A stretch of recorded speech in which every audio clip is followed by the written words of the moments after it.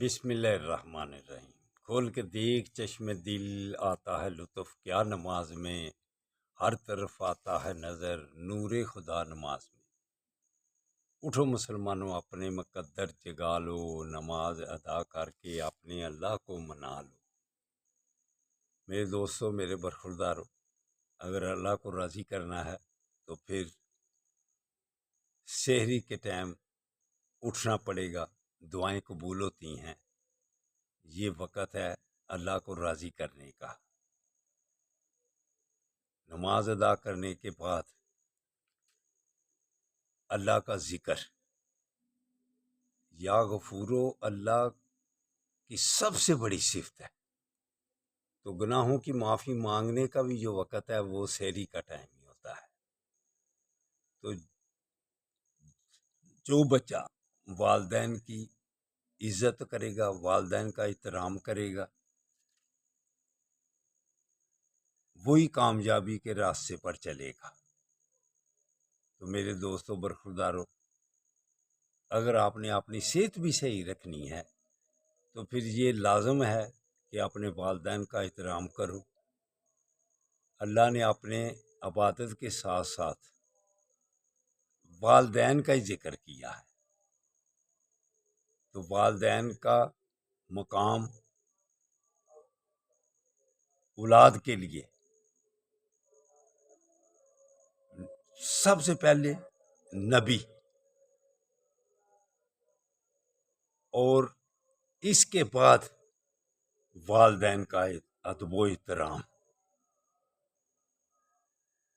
اگر ایمان مضبوط کرنا ہے تو پھر اللہ اور اللہ کے حبیب کو ساتھ ہی رکھو۔ اللہ پاک قرآن پاک میں اپنے حبیب کو اپنے ساتھ رکھتا ہے۔ یہ کوئی ملانا ہوتا ہے ساتھ؟ لا الہ الا اللہ محمد رسول اللہ کہیں تب آدمی مسلمان ہوتا ہے۔ اگر کلمے کے بغیر آدمی ہے تو وہ تو کافر ہے۔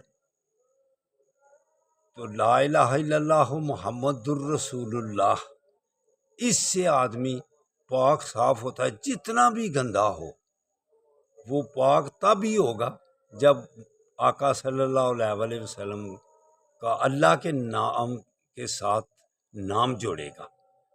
تو وہ کیسے جڑتا ہے؟ لا الہ الا اللہ محمد الرسول اللہ۔ تو یہ ذہن سے گمان نکال دو کہ اللہ کے حبیب کو ہم پیچھے کر دیں، ان کی حمیت کو، ان کی شان کو ذہنی طور پر منفی رجحانات سے دیکھیں تو پھر قیامت والے دن جو سزا ہوگی وہ آپ کو پتہ چلے گا۔ پہلے دن ہی پتہ چل جائے گا قیامت والے دن۔ جیسے اللہ اب قرآن پاک میں کہتا ہے، اگر تم اپنی ذالوں پر ظلم کر لو تو میرے حبیب کے پاس جاؤ، جاؤ کا۔ یہ قرآن پڑھتے ہیں آپ؟